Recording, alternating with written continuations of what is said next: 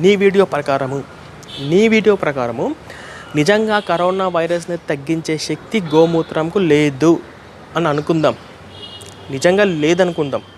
మరి మీరేం చేయాలి? అసలు నువ్వు చెప్పాల్సింది ఏంటి? అసలు ఆ వీడియో మొత్తంలో నువ్వు చెప్పాల్సింది ఏంటి? ఏదో కరోనా వైరస్కి సంబంధించి దిక్కుమల్ల పాటలు రాసి యూట్యూబ్లో పెట్టడం కాదు, అది ఎవరికి యూజ్ లేదు. కరోనా కోసం ఇప్పుడు ఎవరు ప్రార్థన చేయమని ఆ ప్రార్థన కూడా ఎవరికి యూజ్ లేదు.